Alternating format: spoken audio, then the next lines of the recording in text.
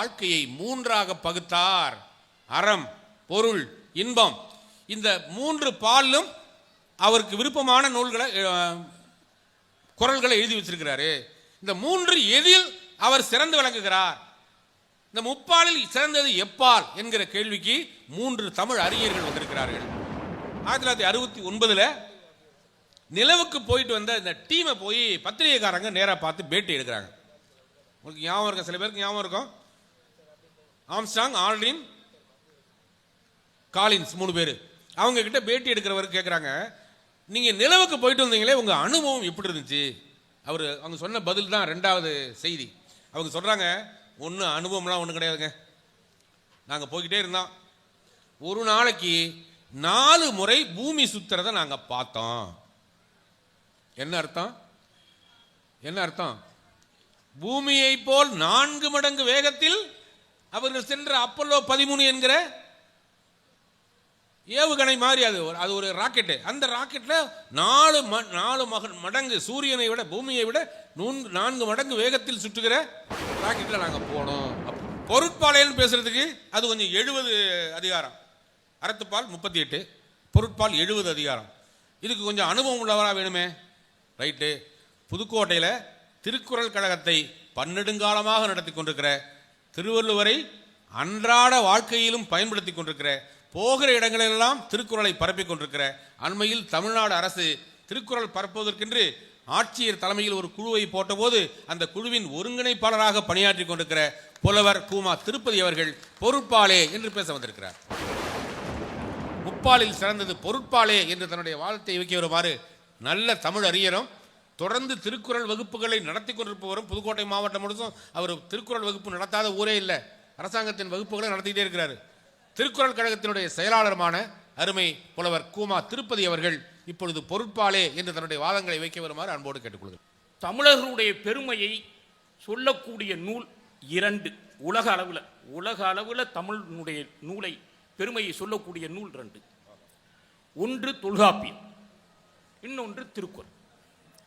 தொல்காப்பியத்திலும் எது பெருமையை சொல்லக்கூடியது என்று சொன்னால், தொல்காப்பியம் ஒரு இலக்கண நூல்.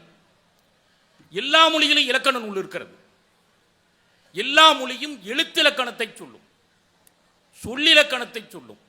ஆனால் எந்த மொழியிலும் பொருள் இலக்கணம் இல்லை. வாழ்வுக்கு பொருள் சொன்னவன் தொல்காப்பியன். அந்த பொருள் இலக்கணம் தமிழிலே இருப்பதனாலே தான் தொல்காப்பியம் உலக அளவிலே புகழ் பெற்றது. அதுபோல பொருட்பால் திருக்குறளிலே இருப்பதனாலே தான் அது உலக அளவிலே புகழ் பெற்று இருக்கிறது. பொருட்பாலில் என்ன செய்தி இருக்கிறது? அறத்துப்பால் என்பது நீங்க திருக்குறளுடைய அமைப்பை பார்த்தாவே தெரியும். அறத்துப்பால் இருந்து ஒரு மனிதனுடைய வாழ்க்கையை தொடங்குகிறார் வள்ளுவர். அறத்துப்பாலிலே தனி மனிதனுடைய வாழ்வியல், தனி மனிதன் எப்படி வாழ வேண்டும், அவனுடைய வாழ்க்கை துணை நலம், மக்கட்பேறு, அவன் அடைய வேண்டிய பேறுகள் வரிசையாக சொல்லிக்கொண்டே வருகிறான். அவன் சமுதாயத்தை தொடுகிற பொழுது பொருட்பால் வருகிறது. இன்றைக்கு இருக்கிற மனிதன் அறத்துப்பால் அடிப்படையிலே தனி மனிதனாக வாழுகிற போது நல்லவனாகத்தான் இருக்கிறான். ஒரு நல்ல தந்தையாக, ஒரு நல்ல கணவனாக, ஒரு நல்ல குடும்ப தலைவனாக இருக்கிறான். ஆனால் அவனே ஒரு சமுதாய மனிதனாக நல்லவனாக இருக்கிறான் என்று சொன்னால் இல்லை. சமுதாய மனிதனாக நிச்சயமாக நல்லவனாக இல்லை. குழலினிது அதெல்லாம் மக்கள் சுவையெல்லாம் தெரிகிறது, அவனுக்கு ரசித்துக் கொண்டு இருக்கிறான். ஆனால் எங்கோ அழுகிற, ஈழத்தில் அழுகிற குழந்தைகளுடைய குரலை, காசாவில் இன்றைக்கு பரிதவித்து தவிக்கிற குழந்தைகளுடைய குரலை கேட்கிறானா? ஏன் சமுதாய கடமை. தான் குழந்தை குசும்பு பண்ணா, அப்படியே எங்க அப்பா எவ்வளவு அறிவாளியா இருக்குன்னு சொல்றேன். பக்கத்து வீட்டு பிள்ளை குசும்பு பண்ணா எமகாத, பக்கத்து வீட்டு குழந்தை யாழ் தம் மக்கள், தம் மக்கள் ஒரு அப்போ ஒரு சமுதாய உணர்வு இல்லை. சமுதாயம் ஏங்க, தனியா வந்தவனுக்கு நோய் இருக்கு, எனக்கு காய்ச்சல் வந்துடுச்சுன்னா மாத்திரை மருந்து கொடுக்குறாங்க, சுகருக்கு கொடுக்குறாங்க. சமுதாய நோய் கொரோனாவுக்கு மருந்தே இல்லைங்க. சமுதாய நோய் கொரோனாவுக்கு மருந்தே கண்டுபிடிக்கல. அதுபோல சமுதாய நோய் இன்றைக்கு பரவி இருக்கிறது. அந்த சமுதாய நோய் பரவி இருக்கிற காலத்தில் திருக்குறளுடைய பொருட்பால் தான் அதுக்கு மருந்து கொடுக்கிறது. இங்க சமுதாயம் முழுக்க திருக்குறள், இந்த சமுதாயம் இல்லை, நான் சொல்வது தமிழ் சமுதாயம் மட்டுமல்ல, இந்திய சமுதாயம் அல்ல, உலக சமுதாயத்துக்கே நீதி சொல்லவன் வள்ளுவன். இப்போ ஒருத்தர் நடந்து போறார் இரவுல, தங்கம் நிறைய வச்சிருக்கிறார், பணம் நிறைய வைத்திருக்கிறார். ஒரு கொள்ளைக்காரன் அவனுடைய வேலை காட்டி அவனை குத்தி விட்டு அவனுடைய பணத்தை எல்லாம் எடுத்துக்கொண்டு ஓடுகிறான். அவனை நீங்க என்னன்னு சொல்லுவீங்க? கொள்ளைக்காரன், வழிப்பறி திருடன் சொல்லுவோம். கொள்ளைக்காரன் என்று சொல்வீர்கள். இப்ப நான் ஒரு கேள்வி கேட்கிறேன். வெனிசுலா என்ற ஒரு நாடு, அந்த நாட்டினுடைய அதிபரை கைது பண்ணி கொண்டு போய் உள்ள வச்சுக்கிட்டு அந்த நாட்டினுடைய வளங்களை எல்லாம் கொள்ளையடிக்கிறான். அவனை என்னன்னு சொல்லுவோம்? அவனை அதிபர்னு சொல்லுவோம். அமெரிக்க அதிபர். அதிகாரம் இருந்தால் அதிபர் என்று சொல்லுகிறோம். அதிகாரம் இல்லாத தனி மனிதன் பண்ணா கொள்ளைக்காரன் சொல்லுகிறோம். ஆனா வள்ளுவன் அப்படி சொல்லல. அதிகாரம் பண்ணவன் பண்ணாலும் கொள்ளைக்காரன் தான் வள்ளுவன் சொல்லுகிறான். வேலோடு நின்றான் இடு என்றது போலும் கோலோடு நின்றான் இரவு. நீ அதிகாரத்தை கொண்டு கொள்ளையடித்தாலும் நீ கொள்ளைக்காரன் தான் என்று வள்ளுவன் சொல்லுகிறான். அந்த துணிச்சல் வள்ளுவனுக்கு மட்டும்தான், உலகத்திலேயே வள்ளுவனுக்கு மட்டும்தான் இருக்கிறது, வேறு எந்த கவிஞனுக்கும் இல்லை. வள்ளுவனுக்கு அழகா சொல்றாங்க, ஒரு நாடு எப்படி இருக்க வேண்டும். இயற்றலும் ஈட்டலும் காத்தலும் காத்த வகுத்தலும் வல்லது. உங்களுக்கு எல்லாம் தெரியும். இயற்றல், எழுதுதல் வேற, இயற்றல் வேற. எழுதுதல்னா திருக்குறள் அப்படியே எழுதுதல். திருக்குறளை இயற்றணும் புதிதாக. வள்ளுவர் மாதிரி நடுவர் நிறைய நூல் இயற்றி இருக்கிறார் புதிதாகவே. இயற்றல் என்ன? புதிதாக உண்டாக்குதல். நீங்க புதிய புதிய தொழில் வாய்ப்புகளை புதிதாக ஒரு நாட்டில் உண்டாக்கணுங்க.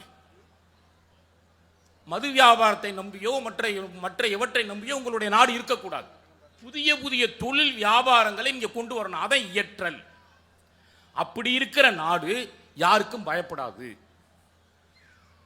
இப்ப மிரட்டுறாருல, ட்ரம்ப் மிரட்டுறாரா? வரியை கூட்டிக்கிட்டே போறாங்களா? எங்கிட்ட பொருள் வாங்கினீங்கன்னா, எங்கிட்ட பொருள் கொடுத்தீங்கன்னா வரியை கூட்டுறாங்களா? அதெல்லாம் மிரட்ட முடியாது. அதுதான் சுயசார்புள்ள நாடு. கியூபா என்ற ஒரு நாடு 60 ஆண்டுகளாக அமெரிக்க அரசாங்கத்தை எதிர்த்து நிற்கிறது. ஏன்னா அவன் நாட்டில் சுய தொழில்கள், அவங்க நாட்டுக்குள்ளே செய்யக்கூடிய தொழில்கள் நிறைய இருக்கு. அப்ப சுயசார்பு பொருளாதாரம், அதை வள்ளுவன் சொல்லுகிறான் இயற்றல். அதான் இயற்றல். இந்த இயற்றல் உள்ள இடத்துல தொழிலாளர்களுக்கு சம்பளம் கொடுப்பாங்க. வள்ளுவர் தங்கத்தை பத்தி சொன்னாங்க, இந்த நடுவர் சொன்னாங்க. இப்போ நான் ஒரு சொல்லி, இது அரசாங்கம்லாம் ஒரு பொதுவாக ஆட்சி அதிகாரத்தில் இருக்கிறவங்க ஏமாற்று வித்தையை கடைபிடிக்கிறாங்க. இப்போ நான் முதல் மாச சம்பளம் 650 ரூபா வாங்கினேன். அந்த 650 ரூபா சம்பளத்தில் எங்க அம்மாவுக்கு 1 பவுன்ல செயின் வாங்கி கொடுத்தாங்க. முதல் மாச சம்பளத்தில். நான் ரிட்டையர்ட் ஆகும்போது 1.25 லட்சம் ரூபாய் சம்பளம் வாங்கினேன். அப்பவும் 1 பவுன் தங்கம் தாங்க என்னால் வாங்க முடியுது. அப்போ என் சம்பளம் கூடியிருக்கா? உங்களை மாதிரியே தங்கமும் உயர்ந்திருக்கு. ஆமா, என் சம்பளம் கூடல, பொருளுடைய விலைவாசி கூடியிருக்கிறது. அதிகாரத்தில் உள்ளவர்கள் நம்ம ஏமாற்றிக் கொண்டிருக்கிறார். இந்த இயற்றல் இருந்ததுன்னா அது இருக்காது. இந்த தங்கம் விலையை பார்த்தீங்கன்னா யாரா இதை ஏத்துறான்னு ஒருத்தருக்கு புரிய மாட்டேங்குது. உச்சத்தை தொட்டது, அப்புறம் அடுத்த நாள் திரும்ப புதிய உச்சத்தை தொட்டது. அப்படி ஒரு நாட்டுக்கு தேவையானதை வள்ளுவர் சொல்லுகிறார். அடுத்து பொருளதிகாரத்தில் முதல் இதே இறைமாட்சி தான். இறைமாட்சிக்கு அடுத்து 2வது அதிகாரமாக வள்ளுவன் கல்வியை வைக்கிறார். அப்படின்னா என்ன? ஒரு நாட்டுக்கு முக்கிய தேவை கல்வி. சரி, இப்ப கல்வி எப்படி இருக்கு? வள்ளுவன் என்ன சொல்லுகிறான்? வள்ளுவன் சொல்லுகிற கல்வி இப்பொழுது இருக்கிறதா? இப்ப நான் இப்போ நிறைய இடங்களுக்கு போறோம். இப்போ நீங்களே நினைச்சு பாருங்க, ஒரு மாணவன்கிட்ட நீ எதுக்காக படிக்கிறேன்னு கேட்குறோம். என்னங்க சொல்லுவேன்? நான் நல்ல வேலைக்கு போகணும், நல்லா சம்பாதிக்கணும், நல்லா வாழணும், அவ்வளோதானே. நான் நிறைய மாணவர்கள்ட்ட கேட்டிருக்கேன், எதுக்கடா படிக்கிற? நல்லா படிக்கணும் சார், நல்லா வேலைக்கு போகணும், நல்லா சம்பாதிக்கணும். அதுக்கு மேலே பெற்றோர்கள் அப்படி தான் சொல்கிறாங்க, டேய் நல்லா படிக்கிறான்டா, அப்போ தான்டா நல்ல வேலைக்கு போகலாம். வள்ளுவன் சொல்லுகிறான், தாம் இன்புறுவது உலகு இன்புற கண்டு காமுறுவார் கற்றறிந்தார். டேய், நீ படிக்கிற கல்வியினால உனக்கு மட்டும் பயன்படக்கூடாதுன்னா உலகம் பயன்பெற வேண்டும். அதுதான் கல்வி. வள்ளுவர் தீர்வு சொல்லுகிறான், அதுதான் கல்வி. பக்கத்தில் இருக்க ராமநாதபுரத்து எல்லாரும் கலாம் பற்றி சொன்னாங்க. கலாம் நிறைய கோள்களை ஏவினார். திருநெல்வேலிக்கு பக்கத்தில் அமர் சேவா ஆசிரமம்னு ஆசிரமத்துக்கு போனார். அங்கே இருக்கக்கூடிய குழந்தைகள் மாற்றுத்திறனாளி குழந்தைகள். அங்கே இருக்க கால் இல்லாத குழந்தைகள் அந்த கட்டை காலை வச்சுக்கிட்டு ரொம்ப சிரமப்பட்டு நடந்தாங்க. கலாம் கேட்டார், ஏன்பா இவ்வளவு சிரமப்பட்டு நடக்கிறீங்க? அந்த கால் தான் உங்களுக்கு இருக்கே, அது கட்டை கால் கனமாக இருக்கிறது, எங்களால் தூக்கிக்கிட்டு நடப்பதற்கு சிரமமாக இருக்கிறது என்று சொன்னார். அது அவள் மனதை உறுத்தி கொண்டே இருந்தது. வீட்டில் போய் கடுமையாக உழைத்தார். 6 ஆண்டுகள் உழைத்து லேசான உலோகத்தில் ஒரு காலை கண்டுபிடித்தார், செயற்கை கால். அதை தான் இன்றைக்கு உலகம் முழுக்க குழந்தைகளுக்கு செயற்கை காலாக பயன்படுகிறது. கலாமை கேட்டாங்க, நீங்க ஏவிய செயற்கைக்கோளிலேயே மிக பெருமை உடையதாக நீங்கள் எதை கருதுகிறீர்கள்? கலாம் சொன்னார், நான் ஏவிய செயற்கை கோள்களை விட செயற்கை காலைத்தான் பெருமையாக இருக்கிறேன். ஏன்னா தன்னுடைய அறிவுக்கு பிறருக்கு பயன்பட்டதில்லை, அது பெருமையாக நினைக்கிறேன் என்று சொன்னார். அப்ப தாம் இன்புறுவது உலக இன்புறக்கன்று என்று வள்ளுவன் சொல்லுவார். அடுத்து இன்றைக்கு இருக்க கல்வி. நான் படிக்கும் போதுங்க எனக்கு கணக்கு பாடம் வராது. உங்களுக்குமா? கணக்கு பண்ண தெரியாது, கணக்கு பாடம் வராது. கணக்கு பண்ண ஆமா. எங்க பள்ளிக்கூடத்தில் ஸ்டீஃபன் ஒரு வாத்தியார் இருந்தார், நல்லா குண்டா கருப்பா இருப்பார். ஸ்டீஃபன் சார்னு சொல்லுவார். அவர் தாங்க மேத்ஸ் டீச்சர். அவர் ஹோம்ஒர்க் போடாமல் போனீங்கன்னா புறங்கையில் பெரிய பெரம்பு வச்சு அடிப்பார், கை வீங்கி போகும். எங்கள் வீட்டுக்கு போய் உட்காந்தானே எங்கள் அம்மா வந்து என்ன தடவி விடுவாங்க ராத்திரிலாம். ஏண்டா அப்படி பண்ணுற, ஹோம்ஒர்க் பண்ணிட்டு போனா என்ன? மறுநாள் காலையில் எந்திரிச்ச உடனே, தம்பி ஹோம்ஒர்க் பண்ணிட்டியா, சீமன் சார்ட்ட அடி வாங்காத, எந்த வாத்தியாட்டையும் அடி வாங்காத, யாரையும் ஒன்றும் சொல்லாத, பத்திரமா போயிட்டு பத்திரமா வா. இப்போ நிலைமை அப்படியே மாறி இருக்குங்க. பள்ளிக்கூடத்துக்கு போகிற வாத்தியார வீட்டில் அவங்க வீட்டில், ஏங்க எந்த பிள்ளையும் அடிக்காதீங்க, எந்த பொம்பளை பிள்ளையாவது படிக்கலைன்னா கோச்சுக்காதீங்க, அது ஏதாவது பண்ணிடும், அதட்டிடாத, பத்திரமா போயிட்டு பத்திரமா வாங்க. நிலைமை அப்படியே மாறி இருக்குங்க. வள்ளுவன் அதைத்தான் சொன்னான். கல்விங்கிறது எப்படி இருக்கணும், ஆசிரியருக்கு மாணவருக்கு உள்ள உறவு எப்படி இருக்கணும், கொடுப்பவருக்கும் வாங்குவவருக்கும் உள்ள உறவு எப்படி இருக்கணும் அப்படின்னா, உடையார் முன் இல்லார் போல் ஏக்கற்றும் கற்றார் வள்ளுவன். அந்த செல்வம் உடையவன்கிட்ட போய் இல்லாதவன் போய் எப்படி கேட்கணும்? எங்கிட்ட கார் இல்லை, நடுவர்கிட்ட கார் கடனா கேட்கணும், சார் இந்த ஒரு நாளைக்கு மேலே உங்கள் காரை கொஞ்சம் கொடுக்குறீங்களா அப்படின்னு கெஞ்சி தானே கேட்பேன். வீட்டில் வந்து பிச்சை கேட்குறவங்க, அம்மா தாயை பிச்சை போடுந்தானு கேட்குறாங்க, அந்த ஏக்கத்தோடு கேட்குறாங்கல்ல, அப்படி ஏக்கத்தோடு கல்வியை வாங்கணுமா வள்ளுவன் சொல்லுகிறான். போல் ஏக்கற்றும் கற்றார், அப்படி கற்றாதாங்க கல்வி. இப்போ இன்னைக்கு இருக்க பிரச்சனைக்கு வள்ளுவன் தீர்வு சொல்றானா, கல்வி எப்படி இருக்க வேண்டும் என்று சொல்லுகிறார். இன்னொரு இடத்துல கல்வியிலே சொல்லுகிறார். இப்போ எல்லாம் நீங்க எல்லாம் புத்தக திருவிழாவில் மகிழ்ச்சியாக கூடியிருக்கீங்க. திருவிழா என்பதை எதற்காக? மகிழ்ச்சியாக கூடுவது, மகிழ்ச்சியாக பிரிவது. மணிமேகலையில் இந்திர விழாவை எப்படி நடத்தவும் சொல்றாரு, பற்றா மாக்கள் தம்முடன் ஆயினும் செற்றமும் கலாமும் செய்யாது அகலுமீன். அதாவது பிடிக்காதவனை பார்த்துட்டு அகண்டு போயிடுறான்னு சொல்றாரு. அப்பதான் திருவிழா நல்லா இருக்கும். இப்போ என்ன பண்ண தெரியுமா, பிடிக்காதவன் வீதி வழியாத்தான் ஊர்வலமே விடுறேன், அந்த வழியாத்தான் ஊர்வலமே போகுது. ஆகவே வள்ளுவர் என்ன சொல்றாரு, உவப்ப தலை கூடி உள்ள பிரிதல் அனைத்தே புலவர் தொழில். மகிழ்ச்சியா கூடணும், மகிழ்ச்சியா பிரியணும், அதுதான் வந்து சொல்லுகிறார். அப்போ இன்றைக்கு இருக்கிற செய்திகளை எல்லாம் வள்ளுவர், இன்றைக்கு என்ன சிக்கல் இருக்கிறது, அதற்கு வள்ளுவர் 2000 ஆண்டுகளுக்கு முன்னாலே தீர்வு சொல்லி இருக்கிறான். இந்த ஒரு செய்தியை சொல்லி நான் நிறைவு செய்கிறேன். இன்னைக்கு பொது உடைமையா இருக்கிற எல்லா நிறுவனங்களையும் தனியாருக்கு வித்துக்கிட்டே இருக்காங்க. விற்கிறாங்களா? பொது உடைமையா இருக்கு எந்த நிறுவனமே இன்னைக்கு இல்லை. எல்ஐசியிலேருந்து பிஎஸ்என்லேருந்து எல்லாம் தனி உடைமை ஆயிடுச்சு. வள்ளுவன் கயமை என்று ஒரு அதிகாரம் எழுதியிருக்கிறான். அதுல கயவர்னா யாருன்னு அடையாளம் காட்டுகிறான். என்ன சொல்கிறான், எற்றிற்குயர் உரியர் கயவர், ஒன்று உற்றக்கால் விற்றற்குரியர் விரைந்து. யாரு ஒன்னொன்னா வித்துக்கிட்டு இருக்கானோ அவன் தான் கயவன் என்று கயவனை அடையாளம் காட்டுகிறான். அப்போ நம்முடைய நாட்டில் பொது உடைமை வளர வேண்டும் என்று சொன்னால், மக்களுடைய சமுதாய உணர்வு வளர வேண்டும் என்று சொன்னால், நாம் பொருட்பாலை படிக்க வேண்டும், அதன்படி நடக்க வேண்டும் என்று சொல்லி என்னுடைய முதல் சுற்றுவாதத்தை நிறைவு செய்து விடைபெறுகிறேன். பொருட்பாலில் முதல் அதிகாரத்திலிருந்து கடைசி அதிகாரம் கயமை வரைக்கும் வந்துட்டாரு. 70 அதிகாரத்தில் உள்ள பாடல்களில் முக்கியமானதும் எடுத்து சொன்னார். ஒரு விஷயம் நீங்கள் கவனிச்சிருப்பீங்க, அருமையான ஒரு செய்தி சொன்னார். உடம்பு சரியில்லாமல் போகுது, நமக்கு போய் மாத்திரை மருந்து கேட்குறான், இது வந்து உடம்பு நோய், இது தனிப்பட்ட அவன் சௌரியத்தை பொறுத்தது.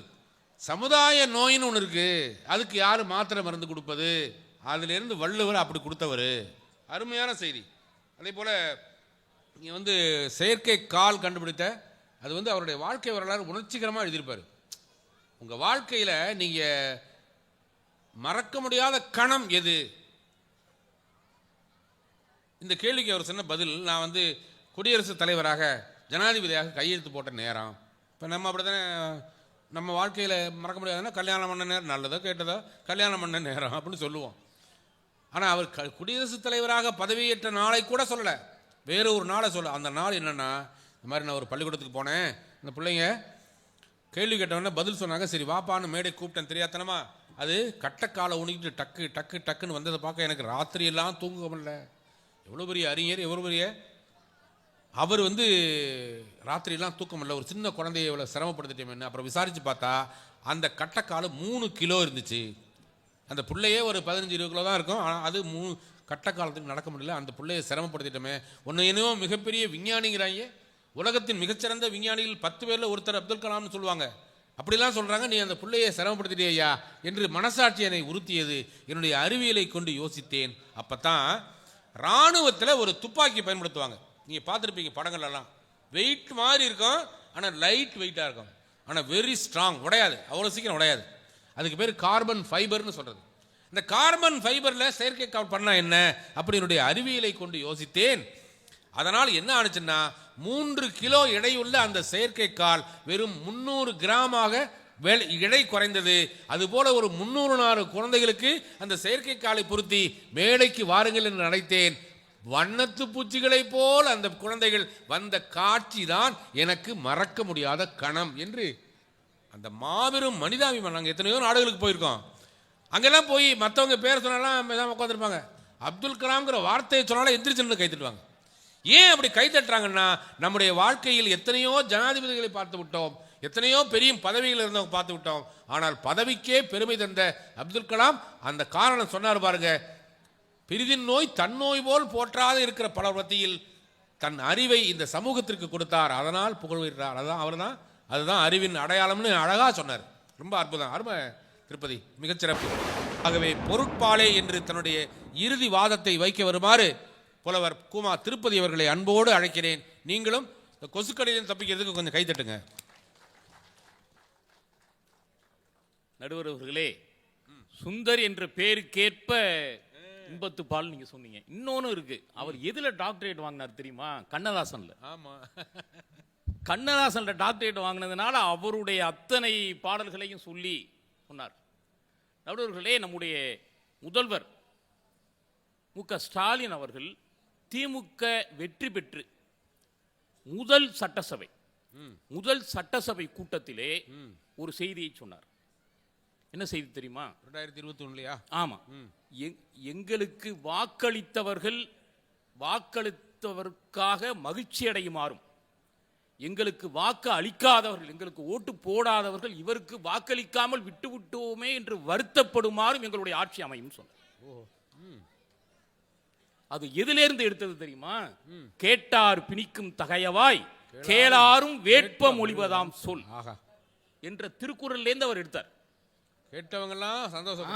கேட்டவங்க இன்னைக்கு நீங்க கேட்டிருக்கீங்க இல்ல, நடுவருடைய பேச்சு, எங்க கேட்டவர்களை எல்லாம் பிணிக்கக்கூடிய பேச்சு.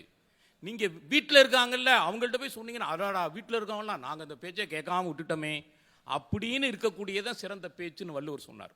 அதை அப்படியே எடுத்து சட்டசபையில் சொன்னார்.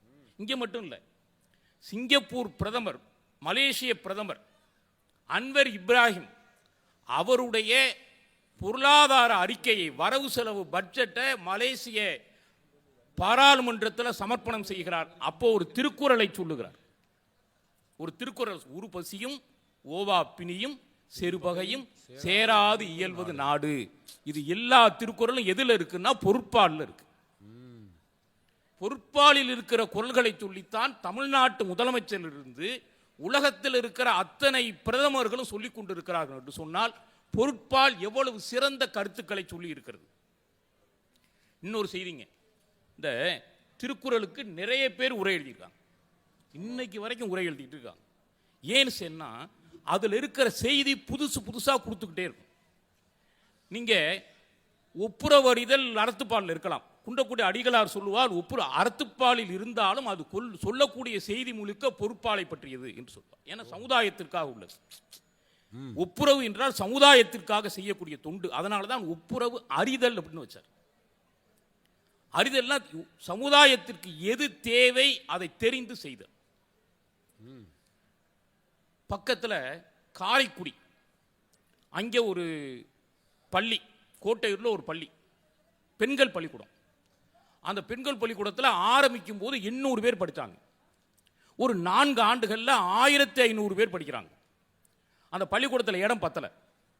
உடனே தலைமை ஆசிரியர் போய் அந்த தாளாளர்கிட்ட போய் சொன்னார், இடம் பத்தலைங்க பிள்ளைங்களுக்கு சொன்னார். நகருக்குள்ளே அந்த பள்ளிக்கூடம் இருக்குது, பொம்பளை பிள்ளைங்க, பெண்கள் பள்ளி, நகரை விட்டு வெளியில் பள்ளி வைக்க முடியாது. அதனால் தாளாளர் சொன்னால் சரி 2 நாள் கழித்து வாங்க அப்படின்னு சொன்னார். 2 நாள் கழித்து தலைமை ஆசிரியர் போனார். ஒரு கட்டடத்தினுடைய சாவியை கொடுத்து இது போதுமான்னு பாருங்கன்னு சொன்னார். தலைமை ஆசிரியர் இது போதும், இது 2000 பிள்ளைங்க கூட படிக்கலாமே என்று சொன்னார். சரி உடனே கொடுக்காம 2 நாள் கழித்து என்னை வர சொல்லி கொடுத்தீங்களே ஏன் என்று கேட்டார். அவர் சொன்னால், இது நான் குடியிருந்த வீடு, இந்த வீட்டை பள்ளிக்காக கொடுக்கிறேன் என்று பள்ளிக்காக குடியிருந்த வீட்டையே கொடுத்தார் வள்ளல் அழகப்பர். கோடி கொடுத்த குடையன், அதைத்தான் வாசுப மாணிக்கம் சொன்னார். கோடி கொடுத்த குடையன், குடியிருந்த வீடும் கொடுத்த விழுத்தகையன் என்று சொன்னார். திருக்குறள் இது எப்படி வருதுன்னு கேட்டா, இடனில் பருவத்தும் உப்புரவுக்கு ஒரு கால் கடனெறி காட்சியார். நீங்க பரிமேலளர்லேருந்து இப்ப வரைக்கும் இடனில் அப்படிங்கிற இடத்துக்கு என்ன பொருள் சொல்றாங்கன்னா, இடனில் என்று சொன்னால் வாய்ப்பில்லாத போது, வாய்ப்பில்லாத போதும் சொல்றாங்க. அப்படிதான் எல்லாரும் உரை, இப்ப இருக்கு வரையும் அதுதான் உரை. ஆனா தமிழ்ல இடம் என்பதற்கு ஸ்பேஸ்னு ஒரு பொருள் உண்டு. இடம் இல்லாத போது, இந்த இடத்துல இடம் இல்லைன்னா இன்னொரு இடத்துக்கு போகும். அதுக்கு வள்ளல் அழகப்பர் தன்னுடைய செயலால் ஒரு புது உரை எழுதினார். இடம் இல்லாத போது நான் ஒப்புரவுக்கு ஒழுக மாட்டேன், என்னுடைய வீட்டையே கொடுப்பேன். புதிய உரை எழுதி காட்டினார். அப்படி இன்றைக்கு வரைக்கும் திருக்குறள் நிறைய ஏன் சொல்றாங்க அப்படின்னா, நீங்க பல்லில்லாத குழந்தை, பல் முளைக்காத குழந்தையிலிருந்து பல்லில்லாத கிழவன் வரைக்கும் படிக்கக்கூடிய ஒரே நூல் திருக்குறள். 1ஆம் வகுப்பு பிள்ளையிலிருந்து பல்கலைக்கழகம் வரைக்கும் பாடமா இருக்கு. ஏனென்று சொன்னால் பொருளதிகாரத்தில் அத்தனை கருத்துக்களை வள்ளுவர் சொல்லி இருக்கிறார். காதலை பற்றிலாம் சொன்னாங்க. எங்கள் பக்கத்தில் இருக்க ஒரு கவிஞன் சொன்னான், காதலிட்ட சொல்றது மாதிரி, நீ கரையோரத்து வீடு, நான் காவிரி ஆறு, என்றைக்கு இருந்தாலும் உன்னை அடித்து கொண்டு போகாமல் விடமாட்டேன். எப்படி சொல்லுங்க? நீ கரையோரத்து வீடு, நான் காவிரி ஆறு, என்றைக்கு இருந்தாலும் உன்னை அடித்து கொண்டு போகாமல் விடமாட்டேன். அப்படி சொன்ன காதல் இன்றைக்கு என்னைக்கு இருக்கு? ஒரு சமுதாயத்தில் ஆணவ படுகொலைகள் நிறைந்து போய் அந்த காதல் நிறைவேற முடியாத நிலையில் இருக்கு. அதுக்கு தான் வள்ளுவன் சொல்லான், பிறப்போக்கும் எல்லா உயிர்க்கும் என்று சொல்லி தன்னுடைய கருத்தை சொல்லுகிறான். ஆகவே இன்னொரு செய்தி, அதை சொல்லி நான் நிறைவு செய்கிறேன். ஒரு பட்டிமன்றம் வைக்கிறோம். பட்டிமன்றத்தில் முப்பாலில் சிறந்தது எப்பால் அப்படின்னு தானே சொல்றோம். அதைத்தான் எல்லாரும் பட்டிமன்றம் வைப்பாங்க. வள்ளுவன் ஒரு பட்டிமன்றம் நடத்துகிறார். நல்லது எதுன்னு தானே பட்டிமன்றம் நடத்தணும். வள்ளுவன் நடத்துக்கு தீயது எது, தீயதில் சிறந்தது எது, தீயதில் சிறந்தது எதுன்னு வள்ளுவன் கேட்கிறான். அதுக்கு அவனும் தீர்ப்பும் சொல்றான். 2 தீர சொல்றேன். என்னன்னு கேட்டா, நல்லார்கண் பட்ட வறுமை, கல்லார்கண் பட்ட செல்வம். அதாவது நல்லவனுக்கு கிடைத்த வறுமை, கெட்டவன்கிட்ட கிடைச்ச செல்வம். இதுல எதுடா சமுதாயத்திற்கு ரொம்ப தீமை பயக்கும் அப்படின்னு சொன்னா என்ன சொல்லுவீங்க?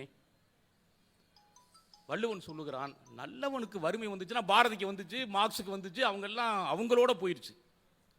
ஆனா படிக்காதவன்கிட்ட செல்வம் கிடைச்சதுன்னு வச்சுங்க, என்ன பண்ணுவான் தெரியுமா? ஓட்டுக்கு பணம் கொடுப்பேன். முன்னாலேலாம் ஓட்டுக்கு பணம் கொடுக்கறது, இப்ப வேட்பாளருக்கே பணம் கொடுத்து வாங்கிடுறேன். இப்ப கட்சியே பணம் கொடுத்து வாங்கிடுறேன். ஒரு கட்சியே பணம் கொடுத்து வாங்கிடுறேன். இந்தியா முன்னேறிக்கிட்டு இருக்கு. இதை எல்லாம் கல்லார்கண் பட்ட செல்வத்தினால வந்தது. அதனால் வள்ளுவர் கூற்றுப்படி பொறுப்பால் தான் தமிழ்நாட்டுக்கு மட்டுமல்ல உலகத்தில் இருக்கிற அத்தனை மாந்தர்களுக்கும் வழிகாட்டக்கூடியது பொறுப்பாலே. 2000 ஆண்டுகளுக்கு அப்பாலும் எந்நாளும் நிலைத்து நிற்பது பொறுப்பாலே என்று சொல்லி தந்த வாய்ப்பிற்கு நன்றி கூறி விடைபெறுகிறேன். அருமை அருமை. நல்ல வாழ்ந்த உதாரணத்தை கொண்டு சொன்னார் பாருங்க. அழகப்ப செட்டியார் அவர் கையில் இருந்த காசை கொடுக்கலாம், பேங்க்கில் இருக்கிற பணத்தை கொடுப்பானா, இதுதான் செய்வாங்க. குடியிருந்த வீட்டையே கொடுத்தாரு. அப்படின்னு அதுக்கு நல்ல விளக்கமாக சொன்னார். ரொம்ப அருமை. பொருட்பாலை பற்றி மிக நுட்பமான பல விஷயங்களை சொல்லி அமர்ந்திருக்கிற புலவர் கூமா திருப்பதி அவர்களுக்கு உங்களுடைய நிறைந்த கரவொலியால் ஒரு பாராட்டு தெரிவிக்கும்படி அன்போடு கேட்டுக்கொள்கிறேன். அருமை. பட்டிமன்றத்தின் மூலம் குழந்தைகளுக்கு இன்றைய தலைமுறைக்கு வாழ்க்கையை சொல்லிக் கொடுக்குற ஒரு நூலை பற்றி நம்ம பேசியிருக்கோம். இந்த 3 பிரிவுகளுக்கு அப்பாற்பட்டு நான் இன்னொரு விஷயம் யோசித்தேன். குறளுடைய அமைப்பு இருக்குல்ல, அறத்துப்பால், பொருட்பால், இன்பத்துப்பால். அறத்துப்பாலுக்கு 38 அதிகாரம், பொருட்பாலுக்கு 70 அதிகாரம், இன்பத்துப்பாலுக்கு 25 அதிகாரம். இதை வாழ்க்கையாகவே நீங்கள் பிரித்து பாருங்களேன். வாழ்க்கையில் கிட்டத்தட்ட 4/1 அறத்தில் தொடங்கி பாதிக்கு பாதி பொருளால் உயர்ந்து அதனால் வருகிற இன்பத்தை துய்ப்பது, அதுதான் வாழ்க்கைன்னு சொல்லாமல் சொல்லியிருக்காருன்னு அர்த்தம். நல்லா யோசிச்சு பாருங்க. நீங்கள் திருக்குறளில் இல்லாத சில சொற்கள் இருக்கு, அது ஒரு பட்டியலே இருக்குன்னு வச்சுங்க. இல்லாத முக்கியமான சொல் என்ன தெரியுமா? நிறைய பேருக்கு தெரியாது. தமிழ் என்கிற சொல் திருக்குறளில் இல்லை. ஆச்சரியமா இருக்குல்ல? ஆனா எந்த நூலில் தமிழ் என்கிற சொல் இல்லையோ அந்த குறள் தான் உலகில் மிக அதிகமான மொழிகளில் மொழிபெயர்க்கப்பட்ட முதல் நூல். 120 நாடுகள் மொழிகளில் மொழிபெயர்க்கப்பட்டிருக்குன்னா தமிழ் என்கிற சொல் இல்லை. அப்ப என்ன சொல்றாரு, என்ன சொல்லியிருக்கிறாரு?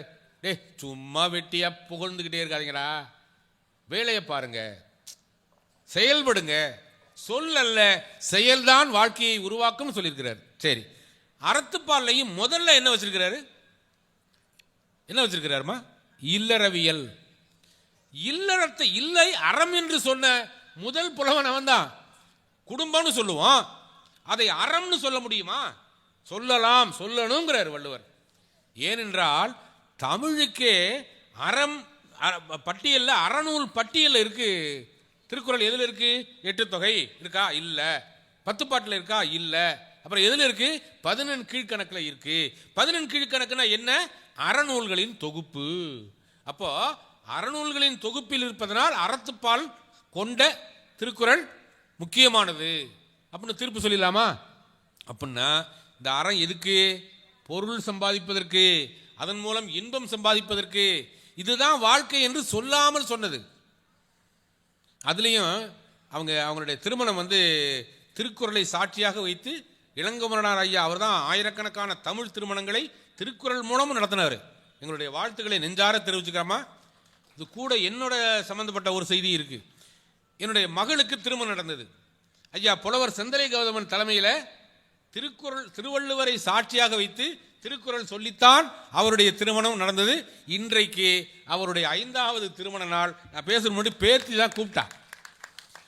சாயந்தரம் கூப்பிடுறேன் தாத்தா அப்படின்னா. முதல்ல என்னன்னா அவங்க எங்கேயோ போயிட்டாங்க, வெளியே சுத்த ஆரம்பிச்சிட்டாங்க. சாயந்தரம் கூப்பிடுறேன் பார்த்தா எங்கேயோ உட்காந்துருக்காங்க. இன்பத்துப்பாலை பற்றி சொல்லும்போது பெண்களுக்கு சம உரிமை கொடுத்ததுன்னு முதல் ஒரு வார்த்தை போடாரு பாருங்க, ரொம்ப முக்கியமானது. அந்த காலம் அப்படி இல்லை. நீங்கள் பெண்கள்னா 2ஆம் பட்சமாகத்தான் 2000 ஆண்டு காலமாக இருந்திருக்கு. வினையே ஆடவர்க்கு உயிரே, மனைவரை மகளிருக்கு ஆடவர் உயிரென ஒரு புறநானூற்றில் ஒரு வரி, இதில் சங்க இலக்கியத்தில் ஒரு வரி வரும். அது யார் எழுதுனதுன்னா ஒரு பெண் எழுதுனதான், ஒரு பெண் சொன்னதான். தன்னை தானே இறக்கிக் கொள்கிற ஒரு சமூகத்தில் வாழ்ந்த பெண்கள். ஆனால் அவர்களுக்கு சம உரிமை கொடுத்து முதல் முறையாக குடிக்காதேன்னு சொன்ன புத்தகம் திருக்குறளுங்க. சங்க இலக்கியத்தில் குடிச்சு உருள கதையெல்லாம் உண்டு. ஔவையார் அவங்களுடைய அரசனை பார்க்க போகும்போது சிறிய கட்பெரினே எமக்கீயும் மண்ணே, பெரிய கட்பெரினே யாம் பாட தாம் மகிழ்ந்துண்ணும் மண்ணே. கொஞ்சம் கல் கிடைச்சதுன்னா எனக்கு கொடுத்துருவான், நிறைய கல் கொடுத்துச்சுன்னா உனக்கு எனக்கும் கொடுத்து அவனும் குடிப்பான். இது யதார்த்தமாக இருந்திருக்கு. ஆனால் அப்படிப்பட்ட சமூகத்தில் சூதாட்டமும் இயல்பாக இருந்திருக்கிறது. காசு இருக்கிறவனா சூதாடுறது. நம்முடைய மகாபாரதமே சூதாட்டத்தில் வந்த கதை தானே. இது இயல்பாக இருந்திருக்கு எல்லா இடத்துலையும். ஆனால் இந்த சூதையும் கள்ளையும் தவறாக பயன்படுத்திய இலக்கியங்களுக்கு மத்தியில் இது ரெண்டும் தப்புடா என்று சொன்ன முதல் இலக்கியம் திருக்குறள். அதுதான் அதனுடைய பெருமை. முடியாது கூடாதுன்னு இப்போ எத்தனையோ நடிகர்கள் நடிக்கிறாங்க. எம்ஜிஆருக்கு மட்டும் ஏன் இவ்வளவு பெருமை இன்னும் இருக்குன்னா, அவர் தான் எந்த படத்துலையும் தண்ணி அடித்ததா காமிக்க மாட்டார், சிகரெட் பிடிக்கதா காமிக்க மாட்டார். ஒரே ஒரு படத்தில் தண்ணி அடித்த மாதிரி பாடினாரு. அதுக்கு ஒரு பாட்டு வச்சிரு, தைரியமாக சொல் நீ மனிதன் தானான், அதுக்கு ஒரு பாட்டு வச்சிருவாரு. அதனாலதான் இவர் சரித்திர நாயகனாக நிற்கிறாரோங்கிற ஒரு இருக்கிறது இல்ல. ஆனா இன்னைக்கு வர்ற எந்த நடிகர்கள் குடிக்கிற காட்சி வைக்காம இருக்கிறாங்க? தம் அடிக்கிறது வைக்காம, அது ஸ்டைல் இப்படி தூக்கி வேற போட்டு இதை பார்த்துட்டு இளைஞர் நிறைய பேர் அதே மாதிரி செஞ்சு ஊர்ல உதவாங்களாம். இது ரெண்டையும் தவறுன்னு சொன்னவர். கள்ளும் இருமண பெண்டிரும் கள்ளும் கவரும் திருநீக்கப்பட்டார் தொடர்பு. இதை இலக்கியமாக சொன்னதுதான் அவருடைய மிகப்பெரிய பெருமை. இந்த இந்த பெண்ணில் ஒரு தலையான் இன்னாது காமங்கிறத அருமையாக எடுத்து காட்டினாரு. அதுக்கு இந்த இடத்துல நான் ஒரே ஒரு உதாரணம் மட்டும் சொல்ல விரும்புகிறேன். அண்மையில் குடியரசு தின அணிவகுப்பு நடந்துச்சு. அதில் எல்லாரும் பார்த்துருப்பீங்க. அதில் ஒரு காட்சியை நான் ரொம்ப ரசித்தேன். என்னென்னா, ஆண்கள் படை வருது, டன் டடன் டன் டடன் டன் டன் டன் டன் டன் மியூசிக் போட்டு வருது, டன் டன் கை கத்தியை வச்சுக்கிட்டு துப்பாக்கி வச்சுக்கிட்டு போயிட்டு இருக்காங்க. ஒரு 120 பேர் கொண்ட சிஆர்பிஎஃப் என்கிற கமாண்டோ படைக்கு தலைமை தாங்கிறது யார் கவனிச்சிங்களா? யாரு? ஒரு பெண், இளம் பெண். அந்த பொண்ணு பேர் என்ன சொன்னீங்களா? ஒரு புத்தகம் தரேன். பார்க்கல, நம்ம கவனிக்க மாட்டோம். சிம்ரன் என்ன சொல்ற சொல்லு. ஆகா, நீ உட்காந்துரு, நான் போகும்போது உனக்கு ஒரு புத்தகம் தரேன். வாழ்த்துக்கள் வாழ்த்துக்கள். கொடுத்துருமா? இந்த புத்தகம் இல்லையே. வரேன் நண்பர், எனக்கு ஒரு புத்தகம் கொடுங்க, நான் காசு கொடுத்துறதுக்கு. இரு தம்பி, தரேன். சிம்ரன் பாலா என்கிற காஷ்மீரை சேர்ந்த, ஆகா வா தம்பி. இந்த புத்தகம் பால புரஸ்கார் விருது பெற்ற சிறார் எழுத்தாளர் விஷ்ணுபுரம் சரவணன், திருச்சியில் ஒரு அருமையான பள்ளிக்கூடம் வச்சிருக்க துளசிதாசன் 2 பேரும் தொகுத்த அதற்கு தக என்கிற நந்தகுமார் IAS அவர்கள் எழுதிய புத்தகம். அத உன் பேர் என்ன தம்பி? முகமது ஃபசீல். ஆஹா, வாழ்த்துக்கள் வாழ்த்துக்கள். இது மாதிரி செய்திகளாம் பார்க்கலாம். வாழ்த்துக்கள் முகமது ஃபசீலுக்கு. நீங்க எல்லாருமே சேர்ந்து ஒரு கைதட்டல் கொடுங்க. நீங்க அன்றாட செய்திகள் தான் அடுத்த கட்ட வரலாறுங்க. இந்த செய்திகளை தொலைக்காட்சியில் பாருங்க, பேப்பர்ல பாருங்க, எதையாவது ஒன்று பாருங்க, படிங்க. வள்ளுவர் என்ன சொல்றாருன்னா, ஒப்புரவர்கள் அதிகாரத்தில் உள்ள குரல் சொன்னாங்கல்ல, நான் அதை வேற மாதிரி பார்க்குறேன். ஒத்தது அறிவான் உயிர் வாழ்வான், மற்றையான் செத்தாருள் வைக்கப்படும் திருக்குறள். என்ன அர்த்தம்னா, சக மனுஷன் கஷ்டப்படுறதை பார்க்காம நீ வடுக்கிறதுனா நீ செத்து போனவனுக்கு சமம்டா அப்படின்னு அர்த்தம். எனக்கு என்ன தோணுதுன்னா, புத்தக விழாவில் பேசுறதுக்காக சொல்றேன்னு நினைக்காதீங்க, எப்பவுமே இதை சொல்லுவேன். உலகத்தில் என்ன நடக்குதுன்னு யார் கவனிச்சுக்கிட்டு இருக்கிறானோ அவன் தான் உயிரோடு இருக்கான். மற்றவன்லாம் ஏற்கனவே செத்து போயிட்டு நடப்பணமா இருந்துக்கிட்டு இருக்கான். ஒத்தது அறிவான் உயிர் வாழ்வான், மற்றையான் செத்தாருள் வைக்கப்படும். என்ன அர்த்தம்னா, உலகம் அவனை சீந்தாது. இன்னைக்கு என்ன நடக்குது? இன்னைக்கு பட்ஜெட் போய் வந்திருக்கா, நல்லது என்ன கெட்டது என்ன, அவன் ட்ரம்ப் என்ன பண்ண, இன்னைக்கு என்ன பண்ண, இன்னைக்கு என்ன நாட்டை பிடிச்சிட்டு வந்தாரு, இதெல்லாம் நாம் தெரிந்து கொள்ளவில்லை என்றால் நம்முடைய வாழ்க்கையில் முன்னேற முடியாது. அதுக்கு தான் புது புது புத்தகமாக கொண்டு வரணுங்கிறது. இப்படி புதிதாக வருகிற செய்திகளை திருக்குறள் மாதிரி அடித்து சொன்னது கிடையாது. நான் முதல்ல சொன்னேன், திருநீக்கப்பட்டார் தொடர்புங்கிறது அவன் லட்சுமி அவனை விட்டு போயிடுவான்னு அர்த்தம். அவருடைய கருத்தில் இருமண பெண்டிரும், பணத்துக்காக விலை போகிற பெண்ணும், கள்ளும் மதுவும் கவரும் சூதும் இவையெல்லாம் கூடவே கூடாதுன்னு சொன்ன முதல் நூல் சங்க இலக்கியத்துக்கு அடுத்து வந்த திருக்குறள் தான். அதனால தான் அதனுடைய பெருமை. அதே மாதிரி அந்த சட்டகம் சொன்ன இல்லையா, அந்த அறத்துப்பால் பொருட்பால் இன்பத்துப்பால். இந்த பொருட்பால் 70 விட்டுருங்க. இந்த இன்பத்துப்பால் இருக்குல்ல, அதை 2ஆ பிரிச்சாரு வள்ளுவர். என்னன்னு தெரியுமா? களவியல் கற்பியல் 2ஆ பிரிச்சாரு. ஏன்னா மனுஷ வாழ்க்கை எப்படி, காதலிக்கணும் கல்யாணம் பண்ணிக்கணும். சும்மா காதலிச்சுட்டு இன்னைக்கு வாழ்நாள் முழுசு காதலிச்சுக்கிட்டே இருக்கக்கூடாது. நான் அந்த பொண்ணை லவ் பண்ணுறேன், எத்தனை காலமா, ஒரு 15 வருஷமா. இப்போ ஏன்டா கல்யாணம் பண்ண, அந்த பிள்ளை வேற பொண்ணு கல்யாணம் பண்ணிட்டு போயிடுச்சு. இது அல்ல காதல்ங்கிறாரு. இதை எப்படி சொல்றாருன்னா, இந்த 25 அதிகாரத்தையும் 2ஆ பிரித்தார்ல, அப்படி பிரிக்கும் போது 7 அதிகாரம் தான் களவியலுக்கு வச்சாரு, 18 அதிகாரத்தை கற்பியலுக்கு வச்சாரு. என்ன அர்த்தம்? கொஞ்ச நாள் காதலிடா பயல, அப்புறம் அந்த பிள்ளையே கல்யாணம் பண்ணிக்கிட்டு ஒழுங்கா குடும்ப நடத்துற வழியை பாரு அப்படின்னு சொல்லாம, எப்படி முதல்ல தமிழ்ங்கிற சொல்லி இல்லாமல் சொன்னாருன்னு சொன்னா, அதே போல சொல்லாமல் சொல்லி இருப்பது அதுதான். இல்லைன்னா நம்ம அவ பார்த்துட்டு போனாலும் பார்க்காம போனாலும் பார்த்துக்கிட்டே தான் இருப்பேன். அவன் தான் பார்க்காம போறான்ல, அப்புறம் நீ எதுக்கு அவனை பார்த்துக்கிட்டே தெரியுற? அப்படி இருக்காத, ஒருதலை காதலாக இருக்காதே, இருவருமாக சேர்ந்து குடும்பம் நடத்துன்னு சொல்லாம சொன்னது தான் அந்த 25 அதிகாரத்தை 2ஆக பிரிச்சது. சரி, இதெல்லாம் சரி. அறத்துப்பாலை விட்டுட்டு நீ வந்து எப்படி திருக்குறளில் அறங்கிறதே அதானே உண்மைதான். அது ஒன்றும் உலகப்புகழ் பெற்ற சோவியத் நாட்டு எழுத்தாளர் டால்ஸ்டாய் திருக்குறளை அவங்க நாட்டு மொழியில் டிரான்ஸ்லேஷன் வாங்கி படிச்சிருக்கிறார். படிச்சுட்டு அசந்து போய் இல்லை அப்படி இருக்கு. அவருடைய நெருங்கின நண்பர் யாருன்னா மகாத்மா காந்திஜி. காந்திஜிக்கு கடிதம் எழுதுறாரு, ஐயா இந்த மாதிரி இந்த 2 கவிதையை நீங்கள் பாருங்க அப்படின்னு எந்த நூல்லாம் எழுதாமல் 2 வரியை எழுதி டிரான்ஸ்லேட் பண்ணி இங்கிலீஷில் அனுப்பிவிட்டாரு காந்திக்கு கடிதத்தில். அப்போல்லாம் இமெயில் கிடையாது, ட்விட்டர் கிடையாது, இந்த வீணா போன முகநூல் கிடையாது. முகநூல் வச்சா பாருங்க பேர், அவன் முகத்தை தொலைச்சிட்டு பார்க்கறதுக்கு பேர் முகநூல். அதெல்லாம் கிடையாது. கடிதத்தில் படித்த காந்தி என்னையாது அகிம்சைக்கு நான் சொன்ன விளக்கம் இது எந்த நாட்டு கவிஞன் எழுதுனது அப்படின்னு அவருக்கு திரும்ப கடிதம் எழுதுறாரு. அவர் திரும்ப சொல்றாரு, உங்க நாட்டில் தான் ஐயா தென்கோடியில் தமிழ்னு ஒரு மொழி இருக்கு, அந்த தமிழ் மொழியில திருக்குறள்னு ஒரு புத்தகம் இருக்கு, அந்த திருக்குறள் புத்தகத்தில் இப்படிதான் இருக்கு. அறம்னா என்னன்னு சொல்றோம், நம்ம என்ன சொல்லிட்டு இருக்கோம்? அறம்னா பொதுவாக என்ன சொல்றாங்க? தர்மம். தர்மம் வேற, அறம் வேற. அதுக்கு தனி விளக்கம் சொல்லலாம், அதுக்கு இந்த நேரம் பத்தாது. ஆனால் தர்மம்னா அறம்னா என்ன பொதுவாக என்ன சொல்லிக்கிறோம்னா அடுத்தவனுக்கு கொடுக்கறது. வள்ளுவர் அதை சொல்லலை, வள்ளுவர் அதை சொல்லலை. அடுத்தவனுக்கு கொடுக்கறதா அறம்னு தமிழ்லையே நிறைய பேர் எழுதி வச்சதில் ஒரு அர்த்தமும் எழுதி வச்சிருக்கான். ஈதல் அறம் தப்பு, வள்ளுவர் சொல்லலை. எழுதின பாட்டில் ஈதல் அறம், தீவினை விட்டு ஈட்டல் பொருள், காதல் இருவர் கருத்து ஒருமித்து ஆதரவு பட்டலே இன்பம் பலனை நினைந்து இம்மூன்றும் விட்டலே பேரின்ப வீடு அப்படின்னு ஒருத்தர் தப்பா எழுதி வச்சிருக்கான் தமிழ்ல வெண்பா. ஏன் தப்புனா இந்த கடைசியை வந்து வள்ளுவன் பாடலை, அது வேற. ஈதல் அறம்னு வள்ளுவர் சொல்லலை. வள்ளுவர் சொன்ன அறம் என்ன தெரியுமா அர்த்தம்? நீ கொடுக்கலாம் வேண்டாமையா, மனசார நினைச்சுப்பாரு. மனத்துக்கண் மாசு இளன் ஆதல் அனைத்து அரண். பூசலார் நாயனார் கதை ஞாபகம் வருதுல? இது மாதிரி நிறைய சொல்லலாம். இந்த விளக்கத்தை கேட்டுட்டு ஆகா இப்படியா, அதே போல இன்னா செய்தாரை ஒருத்தல் அவர்னான நன்னயம் செய்து விடல், இன்னா செய்தார்க்கும் இனியவே செய்யாக்கால் என்ன பயத்ததோ சால்பு. இந்த இந்த இன்னா செய்யாமை அதிகாரத்தை பார்த்துட்டு, அதை எழுதின வரிகளை பார்த்துட்டு, மனத்துக்கண் மாசலநாதல்கிற குரலை பார்த்துட்டு இந்த இந்த புத்தகத்தை நான் முழுசும் படிக்கணுமேன்னு டால்ஸ்டாய் கேட்குறாரு.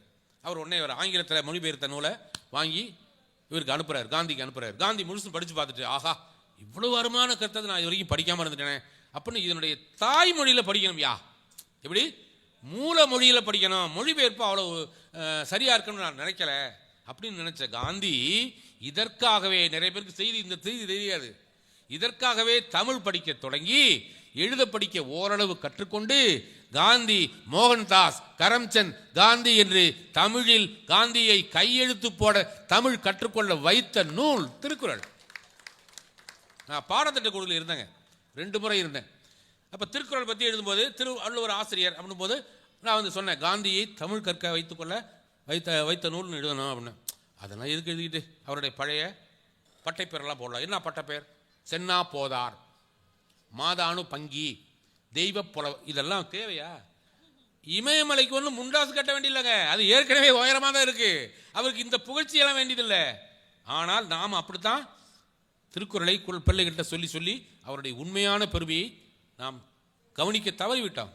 அடுத்தது இந்த அறத்துப்பால் இருந்து அவர் சொன்ன கருத்துக்கள் வந்து பார்த்தீங்கன்னா அடே அப்பா உலகமே வியந்து போன ஒரு கருத்து. தாய்ப்பாலின் சீம்பால் ரொம்ப அழகாக சொன்னாங்க, ரொம்ப அழகாக சொன்னாங்க.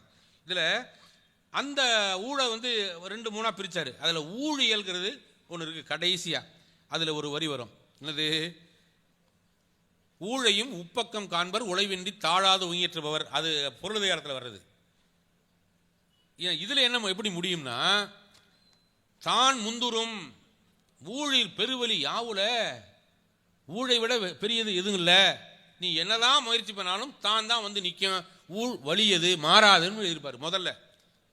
அதே வள்ளுவர் இந்த ஊழை பற்றி இதில் வரும்போது செய்வினையை பற்றி நம்முடைய ஆளுமை பற்றி சொல்லுகிற போது, ஆழ்வினை உடைமையில சொல்லும் போது ஊழையும் உப்பக்கம் காண்பர் உழைவின்றி தாழாது உயற்றுபவர்.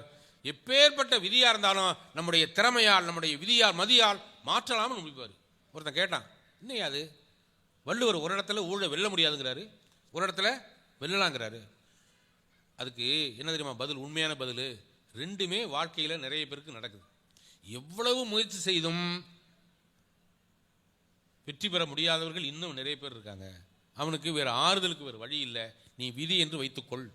ஆனால் அதுக்கு ஒரு முற்றுப்புள்ளி வைக்காம தொடர்ந்து முயற்சி பண்ணினா உன்னை ஜெயிப்பதற்கு ஆள் கிடையாது என்கிற நம்பிக்கையை பொருட்பாலில் வைக்கிறாரு.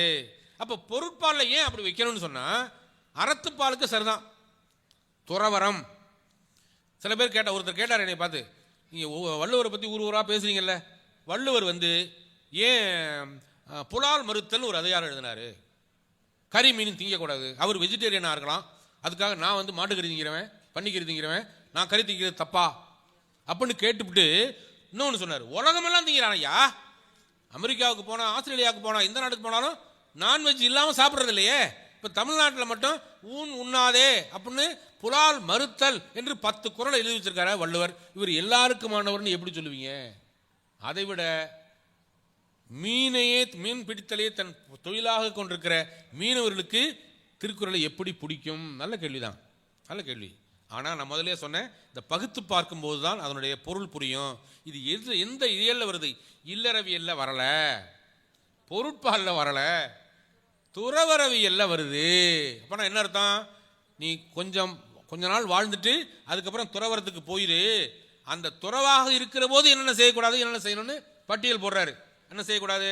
அருளோடு இருக்கணும், புலால் மறுக்கணும், தவம் செய்யணும், கல்லாமை, வாய்மை, மிகுலாமை, இதெல்லாமே அந்த பீரியட்ல நீ கடைப்பிடிக்கணும். வாய்மையை கொண்டாந்து இல்லறவியல்ல வைக்கல. நீங்க இந்த எந்த குறளை எந்த அதிகாரத்தில் வச்சிருக்கிறாரு, எந்த அதிகாரம் எந்த இயல்ல இருக்கு, எந்த இயல் எந்த பாலில் இருக்குங்கிறது ரொம்ப முக்கியம். இந்த பின்னாடி வந்தவங்க மாற்றி மாற்றி போட்டாங்கன்னு வச்சுங்க. இந்த பழைய 10 உரையாசிரியர்கள் இருக்காங்க, அந்த 10 பேரும் இப்போ இருக்கிற நம்பரில் திருக்குறளை வைக்கல. நல்லா கவனமாக கேட்டுக்குங்க. 1330வது குறள் என்ன? ஊடுதல் காமத்திற்கின்பம் அதற்கின்பம் கூடி மயங்க பெறின். முதல் குறள் என்ன? அகர முதல எழுத்தெல்லாம் ஆதி பகவன். ரைட்டு. இது இன்னைக்கு படிந்து போன எல்லாருக்கும் தெரிந்த பரவிவிட்ட ஒரு எண். ஆனால் வள்ளுவர் எழுதியது எந்த நம்பர்லன்னு தெரியல. என்னடா அது புது கதையா இருக்குங்கிறீங்களா? ஆமா, இன்றைக்கு இருக்கிற சாலமன் பாப்பையா ஐயா கூட இப்படி எழுதியிருக்கிறாரு, அதிகாரத்தை மாற்றி மாற்றி போட்டு எழுதியிருக்கிறேன். நான் கேட்டேன் அவன்கிட்ட, ஏயா ஏற்கனவே நிறைய பேர் மாற்றிருந்தாங்க, நீ ஏன்? என்ன அனுபவத்தில் நான் எழுதியிருக்கையா, நம்ம இந்த அதிகாரம் தான் வள்ளுவன் சொன்னான்னு ஒரு வரையறைக்கு வந்தக்கூடாது. ஆனால் இந்த எந்த அதிகாரமாக இருந்தாலும் குறள் மாறாமல் இருக்கு, குறள் மாறாமல் இருக்கு.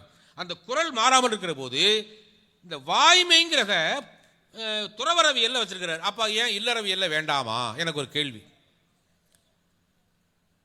நான் இப்போ முதல்ல கேட்ட மாதிரி இன்னொரு கேள்வி கேட்குறேன். இங்கே இருக்கிற எல்லாரையும் பார்த்து, நான் பிறந்ததுலேருந்து பொய்யே சொன்னதில்லைங்கிறவங்க கை தூக்குங்க. பிறந்ததுலேருந்து பொய்யே சொன்னதில்லைங்க கை தூக்குங்க. நல்ல வேலை ஒருத்தர் தூக்குறாரு. தூக்கியிருந்தீங்கன்னா இப்போ நீங்கள் பொய் சொல்கிறீங்கன்னு அர்த்தம் இல்லையா? வாழ்க்கையில் பொய்கிறது சர்வசாதாரணமாக, அது பொய்களால் பொழிகிறது வாழ்க்கைன்னு ஒரு கவிஞர் கவிதை எழுதினார். ஏன் அப்படி சொன்னார்னா, பொய் சாதாரணமாக நல்லதுக்காக சொன்னால் அது பொய் இல்லையா, அது வாய்மைங்கிறாரு. இந்த இடத்துல ஒரு ஒப்பீடு சொல்லணும், நேரம் இல்லை, இருந்தாலும் சுருக்கமாக சொல்கிறேன். நம்ம பார்க்குற எல்லாத்தையும் கதையோ புராணமோ புனைவா என்னன்னு தெரியுது. வேள்பாரின்னு ஒரு நாவல் வந்திருக்கு, அது வரலாறா? ஆமாம் வரலாறு. புனைவா? ஆமாம் புனைவு. இணையா ரெண்டுக்குமாமா? புனைவு, புனையப்பட்ட வரலாறு. வேள்பாரி கதை அப்படியே நடந்ததில்லை. பொன்னியின் செல்வன் கதை அப்படியே நடந்ததா? கொஞ்சம் கற்பனை கலந்தது. நந்தினிங்கிற கேரக்டர் முழுக்க முழுக்க கற்பனை பொன்னியின் செல்வன்ல. அது மாதிரி வேள்பாரியில் நிறைய கற்பனை வரும். புத்தகங்களை இருக்கு, வாங்கி படிச்சு பாருங்க. எதுக்கு சொல்றேன்னா, தமிழ் நிறைய இலக்கியங்கள்ல அரிச்சந்திர புராணம்னு ஒன்று இருக்குங்க. பொய்யே சொல்லக்கூடாது, நல்ல நோக்கம் தான். இந்த கதை, இந்த நாடகத்தை பார்த்துட்டு தான் காந்தியடிகள் இனிமேல் பொய்யே சொல்வதில் என்று உறுதி எடுத்துக்கொண்டார். தன் தாயிடம் சத்தியம் பண்ணி கொடுத்துட்டு வாழ்நாள் முழுசும் அப்படியே இருந்தார். அவர் வாழ்க்கையை மாற்றியது ஹரிச்சந்திரன் கதை. உண்மைதான், நல்லதுதான், அது அதில் ஒன்றும் மாற்றம் இல்லை. ஆனால் எனக்கு என்ன சந்தேகம் வருதுன்னா, இது வாழ்வியலா? வாழ்க்கையில் இது இயல்பா முடியுமா? ஏனென்றால் நம்ம சாதாரணமாக பொய் சொல்லிக்கிட்டே இருக்கோமே. தேவைக்காக பொய் சொல்வது தவறு, ஆனால் சந்தோஷத்துக்காக. ஒரு உதாரணம் சொல்கிறேனே, இப்போ பொண்டாட்டியை பார்த்து புரிஞ்சுன்னு சொல்கிறான், ஆகா உலகத்தில் ஒன்று மாதிரி ஒரு அழகை நான் பார்த்ததே இல்லைங்கிறான். வாங்க நீங்கள் ரொம்ப புகழ்றீங்க. இவன் சொல்கிறது பொய்ன்னு அந்த பிள்ளைக்கும் தெரியும். இவன் சந்தோஷப்படுற மாதிரி நடிக்கிறான்னு அவனுக்கும் தெரியும். ஆனால் சந்தோஷம் 2 பேருக்கும் வருதுன்னா அந்த பொய் பொய்யல்ல அது உண்மைங்கிறார் வள்ளுவர். பொய்மையும் வாய்மை இடத்த. ஆனா அதுக்கு பதிலாக அரிச்சந்திர புராணத்தில் உண்மையை காப்பாற்றுறதுக்காக நாட்டை இழந்து, மனைவியை இழந்து, மக்களை இழந்து, தன் உயிரையும் கொடுக்க துணிந்தான் ஹரிச்சந்திரன்கிற மன்னன். அது அந்த நேரத்தில் தான் இறைவன் தோன்றி அவருக்கு ஆதரவு கொடுத்தாரு, அவரை ஆட்கொண்டார்னு சொல்லுவாங்க. பதி இழந்தனம், பாலனை இழந்தனம், படைத்த நிதி இழந்தனம், இனி எமக்கு உலக நினைக்கும் கதி இழக்கினும் கட்டுரை இழக்கிலே. எனக்கு உலகமே கிடைக்கல, சொர்க்கமே கிடைக்கலாலும் பரவாயில்ல, நான் உண்மையிலிருந்து மாற மாட்டேன்னு சொன்ன சொல் ரைட்டு தான். ஆனால் அது இயல்பல்ல, வாழ்வியல் அல்ல. வாழ்வியல் ஏன் திருக்குறள்னு சொல்றோம்னா, வாழ்வியல் நீ பொய் சொல்லுக்கா, அதுக்காக எல்லாத்துக்கும் கண்ணது சொல்லிட்டு இருக்காத. பொய்மையும் வாய்மை இடத்த புரை தீர்ந்த நன்மை பயக்கும் எனின். இதுதான் வாழ்வியல். இதுதான் வாய்மையில கொண்டு அறத்துப்பாலில் வச்சதுலேயே மிகச்சிறப்பு அதுதான். அதே மாதிரி இன்னாசாமி முதல்ல ஒரு காந்தியை பற்றி நான் சொல்லியிருக்கேன். இது இந்த பட்டியலை பார்த்தீங்கனாலே அறம்னா என்னங்கிறதுக்கு அது என்னென்ன உடைமை, என்னென்ன உடைமைன்னு போட்டிருப்பாரு. நம்ம என்ன நினச்சிக்கிட்டு இருக்கோம்? உடைமைன்னா ஏதாவது செல்வம்னு நினச்சிக்கிட்டு இருக்கோம், பொருள் நினச்சிக்கிட்டு இருக்கோம், பணம் நினச்சிக்கிட்டு இருக்கோம். பேங்க் பேலன்ஸ் இல்லைங்கிறாரு. இந்த உடைமையெல்லாம், இந்த உடைமையை படித்து பாருங்க. நடுவு நிலைமை, அடக்கம் உடைமை, ஒழுக்கம் உடைமை, பொறை உடைமை, இதெல்லாம் தான் உடைமை. அப்படின்னா அறம் என்பது வாழ்க்கையில் எதையெல்லாம் நீங்க சேர்க்கணும், தேவையில்லாமல் எதையெல்லாம் சேர்த்து வச்சுக்கிட்டு இருக்கீங்களா அப்படின்னு சொல்லாமல் சொல்றது. சரி, இப்போ அறத்துப்பால் இன்பத்துப்பால் ரெண்டும் பேலன்ஸாக நிற்கிது. நடுவில் இருக்கிற பொருட்பால் இருக்குல்ல, அதை நிறைய பேர் எப்படி தப்பாக புரிஞ்சுக்கிறாங்கன்னா, வாழ்க்கையில் பொருள்லாம் சேர்க்கக்கூடாது, அருள் தான் சேர்க்கணும் தான். ஆனால் வள்ளுவரே என்ன சொல்றாருன்னா, பொருள் இல்லார்க்கு இவ்வுலகம் இல்லை, அருள் இல்லார்க்கு அவ்வுலகம் இல்லை. அது எல்லாருக்கும் தெரிஞ்சது. அன்பு, அருள் என்னும் அன்பு ஈன் குழவிம்பரு. அந்த நுட்பம்லாம் எங்க கத்துக்கிட்டாரு இல்லையா? அப்பா, அன்புன்னா என்ன அர்த்தம்? உனக்கு தெரிஞ்சவங்க கிட்ட காட்டுற அன்பு. அம்மா மேல, அப்பா மேல, நண்பர் மேல, உன் ஆசிரியர் மேல, உன் உறவினர் மேல, உன்னை விரும்புகிறவர் மேல யாரெல்லாம் அன்பு காட்டுறியோ அதுக்கு பேர் அன்பு. அருள்னா என்ன தெரியுமா? உன்னை அறியாதவர்களுக்கும் காட்டுகிற அன்புக்கு பேரு அருள். அதுக்கு என்ன சொல்ற? அருள் என்னும் அன்பு ஈன் குழவிங்கிறது. அன்பு பெற்ற குழந்தை தான் அருளாம். அன்பு இல்லாதவனுக்கு அருள் வராது.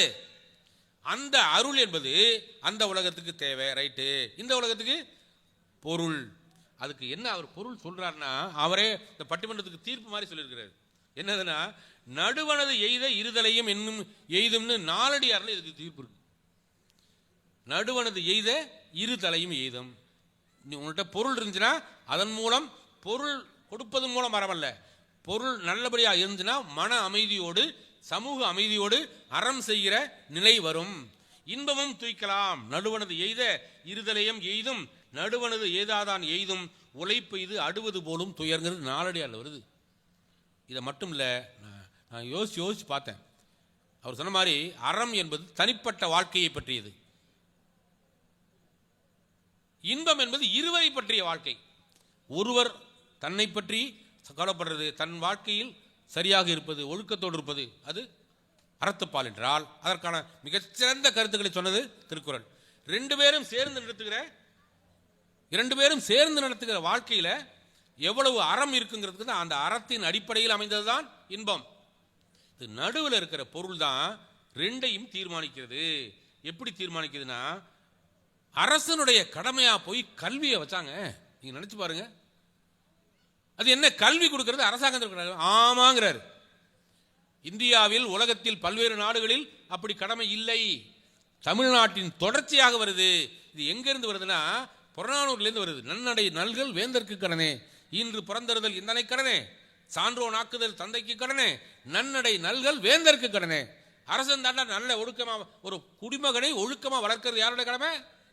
அரசினுடைய கடமை, அரசாங்கத்தினுடைய கடமை. அப்ப சமூகம் ஒழுங்கா இருக்கணும்னா ஒரு அரசு நல்லா இருக்கணும், அதுக்கு பொருளுடைமை நல்லா இருக்கணும். நாடென்ப நாடா வளர்த்தன அவர் சொல்றாரு.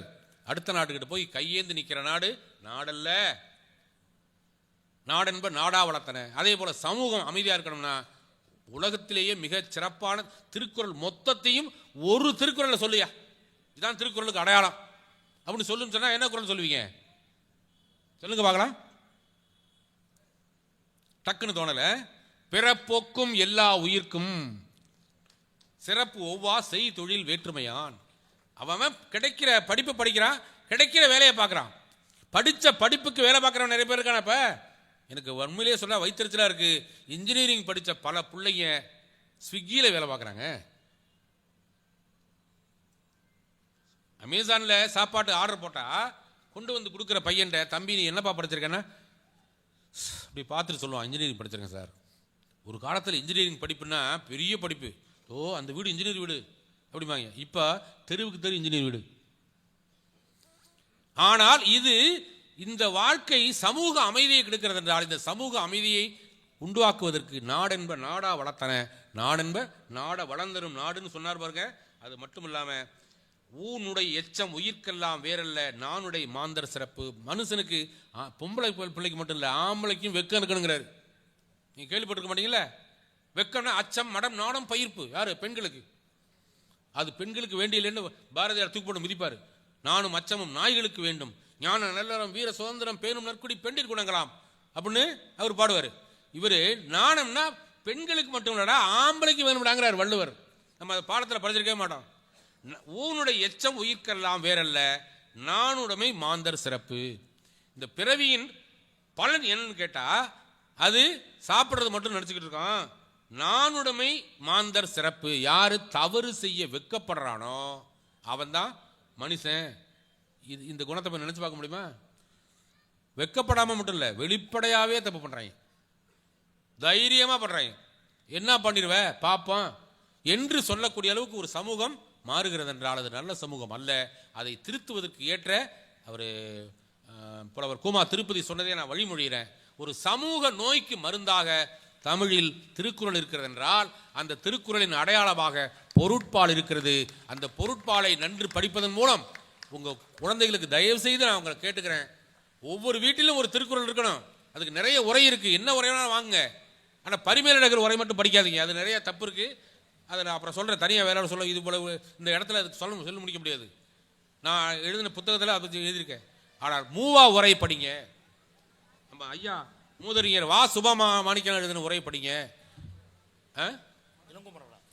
இளங்குமரனார் ஐயா எழுதின உரையை படிங்க. ஆனால் ஏதாவது ஒரு திருக்குறள் புத்தகத்தை வாங்கி வீட்டில் வைத்து பிள்ளைங்க கண்முடி வச்சு தினமும் ஒரு திருக்குறள் படிக்கிற பயிற்சியை கொண்டு வருவதன் மூலம் ஒரு புதிய உலகத்திற்கு நம் குழந்தைகளை அழைத்து போக முடியும். குழந்தைகளுக்கு நீங்கள் சொத்து சேர்க்க வேண்டாம், புத்தகம் படிக்கிற பழக்கத்தை மட்டும் ஏற்படுத்துங்கள். அதிலும் குறிப்பாக திருக்குறளை வாங்கி படிக்கிற பழக்கத்தை ஏற்படுத்துங்கள் என்று கேட்டுக்கொண்டு இந்த நல்ல வாய்ப்புக்கு நன்றி கூறி விடைபெறுகிறோம். நன்றி, வணக்கம்.